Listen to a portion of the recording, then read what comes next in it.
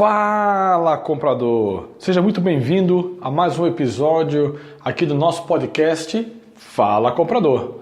E hoje eu quero falar com vocês dos 5 passos do Strategic Sourcing. Eu sou Renato Honorato, sou fundador da Vorrat, uma empresa especializada em desenvolver e empoderar os profissionais e as áreas de suprimentos.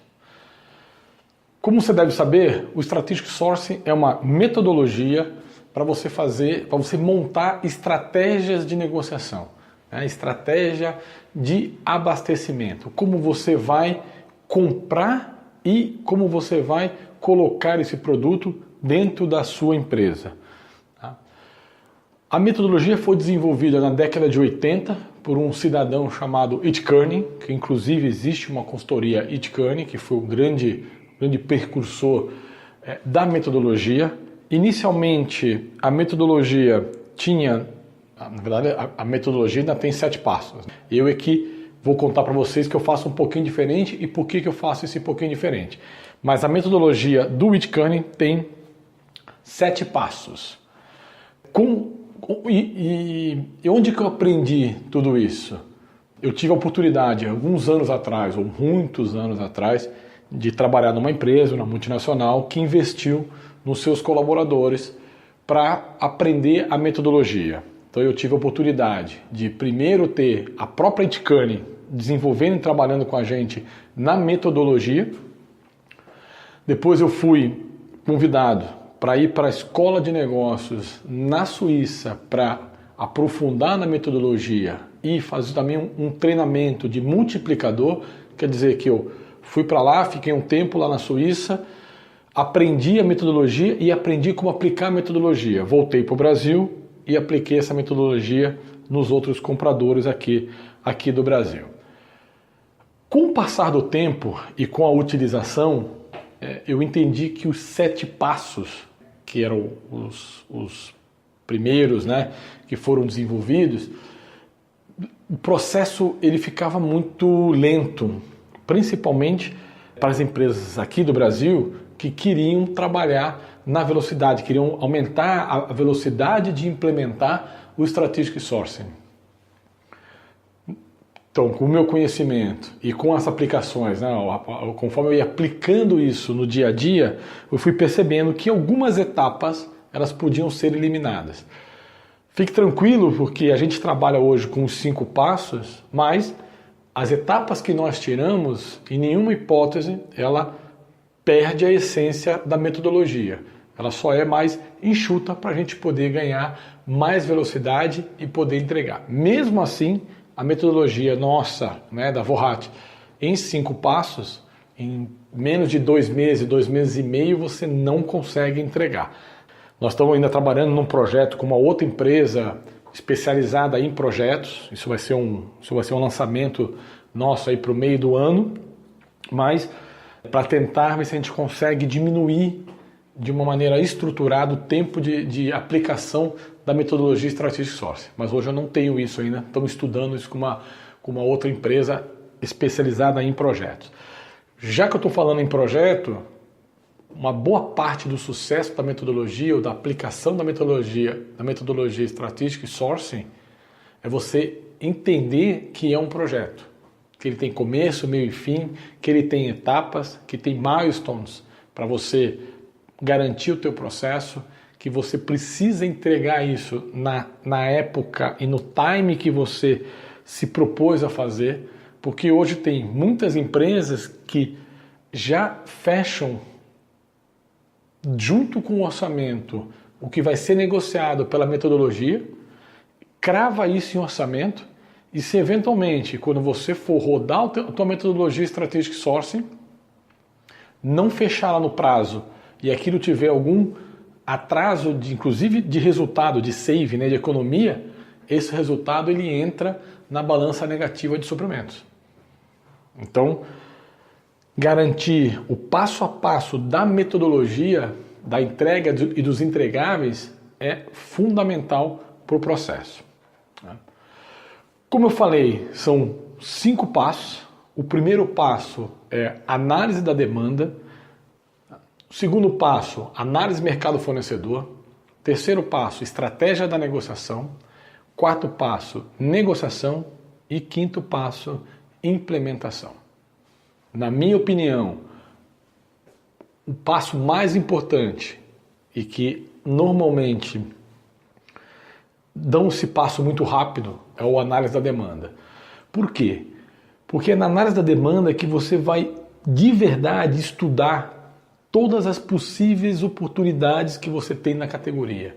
Então você vai olhar a base de dados, vai olhar as categorias, você vai organizar suas categorias usando a curva ABC, você vai estudar a especificação, as especificações que tem, você vai estudar no mercado que tipo de especificação você poderia substituir, você vai entender que tipo de empresa você está trabalhando e dependendo da empresa que você está trabalhando, talvez você vai botar uma especificação diferenciada, porque pode ser uma empresa de low cost, pode ser que não seja uma empresa de low cost, tem que estar muito alinhado com os princípios, com missão e com visão da empresa que você está trabalhando, que você está desenvolvendo no seu trabalho. Você vai entender através da matriz Kraujik como que você vai desenvolver a tua estratégia, que tipo de abordagem que você tem, quem é o teu cliente interno, como é o teu cliente interno, como é que é essa tua categoria, onde que ela, dentro da matriz Kraujik, ela cai numa área de estratégia, de gargalo, de itens não estratégicos, como é que isso está desenvolvido? E por último, e não menos importante, você vai fazer análise contratual. Cara, o que foi fechado no passado? O que conta, né? É uma história. O que conta a história disso para eu entender como é que esse fornecedor, como é que essa categoria se comporta, como é que ela se relaciona com todo o processo. Análise da demanda é você olhar 100% para dentro da sua empresa. Você vai tirar uma foto, na verdade vai fazer uma radiografia. Radiografia muito aprofundada. Você vai querer ver o núcleo, os detalhes que você precisa para poder sacar toda a informação. Depois você vai andar para análise de mercado fornecedor. Aí você vai mandar uma RFI para o mercado, vai fazer uma Request for Information, vai entender como é que é esse mercado. Vai plotar novamente o teu fornecedor dentro da matriz. Aí você vai entender se aquele fornecedor ele é estratégico, se ele é gargalo, se ele é item não estratégico, ou se ele é de alavancagem. Importante também, para você saber como é que você vai lidar com esse teu fornecedor. Vai trabalhar as 5 forças de Porter, que não é o Harry Potter, né? São as 5 forças de Porter. Você vai entender qual é a tua força, qual é a força do fornecedor, as forças de entrada, se é fácil entrar, se é uma categoria que amanhã qualquer um pode abrir, né? Como por exemplo uma consultoria, qualquer um pode abrir, não estou dizendo que vai ter sucesso ou não, mas qualquer um pode abrir essa consultoria e amanhã está provendo serviço. Mas se for, por exemplo, um laboratório não é, né, ou de pesquisa, não é tão simples assim. E como que esse conjunto de fornecedores, eles duelam entre eles, se eles num leilão, por exemplo, eles têm uma briga forte ou se no leilão eles se fortalecem, eles se protegem, né? Um tentando proteger o outro. Importante, nesse momento, fazer uma avaliação do mercado fornecedor, olhar o teu fornecedor. E avaliar o teu fornecedor é olhar a análise econômico-financeira dele, olhar como é que esse cara está em termos de saúde financeira, além de olhar o fornecedor saúde financeira, olhar quais são os drives de custo, né? O que influencia essa negociação? É o dólar? É o cobre? É aço? É ferro? É IGPM? Como é que está isso que eu preciso entender? Nesse momento você já consegue, você já pode começar a fazer uma análise de risco. Você começa a analisar o risco de você mudar esse fornecedor, mudar uma especificação, vai entender como é que é o tamanho do mercado e isso precisa começar a ser desenvolvido e plotado para o teu cliente interno saber e para as outras pessoas saberem como que vai funcionar essa nova estrutura que você está propondo, essa nova negociação que você está propondo. Terceiro passo, O terceiro passo é a estratégia da negociação. Então você vai olhar as alavancas. Nós aqui mapeamos 64 alavancas que vocês conseguem entender e se desenvolver em cada uma delas. Então eu vou dar a ideia, alavanca, por exemplo, uma ferramenta de procurement é uma alavanca. Porque as melhores práticas dizem que quando você implementa uma ferramenta de procurement, você consegue ganhar 15% em cima. Você consegue colocar um leilão é uma alavanca. Você fazer um shuri cost é uma alavanca. Então tem várias, são 64 alavancas que a gente precisa discutir por categoria para saber quais alavancas podem ser utilizadas ou não naquela categoria. Dentro das alavancas, você tem que olhar o custo total daquilo que você está comprando, porque não é só você olhar o preço, você precisa entender tudo que está em volta desse preço, porque às vezes o preço é só a ponta do iceberg, o resto está embaixo. Envolve o cliente. Quando você começa a montar a estratégia, você já envolve o teu cliente para contar para ele o que você olhou na análise da demanda, o que você aprendeu avaliando o mercado e quais são as alavancas, qual é a estratégia que você vai montar. Então você vai contar para o teu cliente. Contando para o teu cliente, você já consegue montar a tua estratégia. Então você consegue colocar seria o teu BATNA, como é que vai funcionar o teu BATNA, quais são, para onde você quer ir, onde você quer levar a sua negociação. Depois você vai montar que tipo de negociação você vai fazer. E o tipo de negociação, se é por telefone, se é presencial, se ela é... Tá? Aqui é só montagem, você não foi para o mercado. Tá? Aqui é só montagem. E o entregável disso tudo que você está montando aqui é uma RFP. Começar a fazer a tua cotação de preço. O quarto passo é a negociação. Então como é que você vai estruturar essa negociação? Quem está na mesa? Como é que você vai organizar a data? Quando você vai chamar teu fornecedor? Quem vai participar dessa negociação? Dentro disso, você tem que definir seus interesses e metas. O que é importante para você? O que você quer colocar na mesa de negociação? O que você não quer colocar na mesa de negociação? E que concessões você está disposto a fazer ou não? Nesse momento, você define a tua equipe, define a tua estratégia de negociação, pensa nas tuas perguntas que você quer fazer, que a gente chama de perguntas poderosas, e depois, em cima disso, mais as alavancas, você vai fazer a tua ZOPA, que é a zona de possível acordo. Dentro da zona de possível acordo, você vai entender para onde você vai migrar a sua negociação.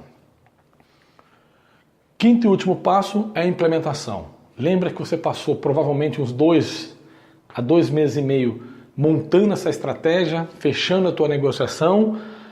Agora você precisa implementar. Para implementar essa negociação, o que precisa fazer? Uma carta de intenção. Quando fechar a negociação, sair da negociação, teu fornecedor, teu vendedor, ele tem que assinar aquilo que vocês negociaram. Alguns vendedores têm memória seletiva. Depois que sai da reunião, ele esquece algumas coisas. Nós não podemos deixar isso acontecer. E por último, e também não menos importante, é uma reunião de alinhamento. Você precisa sentar com o teu cliente interno mais o teu vendedor e contar para os dois o que você negociou. Esse é um momento crucial e importante para que você explique para os dois o que foi a negociação. Não é só em termos de preço, mas tudo que foi combinado de KPIs, de SLA, de exceções, porque a área de suprimentos ela não negocia para si própria. Ela escuta uma demanda do seu cliente interno, interpreta isso com o fornecedor e nesse momento, uma reunião a 6 mãos presencial dentro da sua empresa é crucial para que esses pontos e arestas fiquem fechados. A partir desse momento que os dois lados disseram foi exatamente isso que eu negociei, exatamente esse escopo, esse KPI e esse SLA, você pode dizer para os dois, então, negociação está fechada e agora o contrato anda por si só. Em algum momento, você precisa, se você precisar de mim como suprimentos, eu estou aqui, mas a partir de agora é de vocês o contrato e vocês podem seguir com eles. Espero que você tenha gostado desse bate-papo rápido aqui sobre os 5 passos do Strategic Sourcing e espero você no próximo podcast. Um grande abraço e até lá!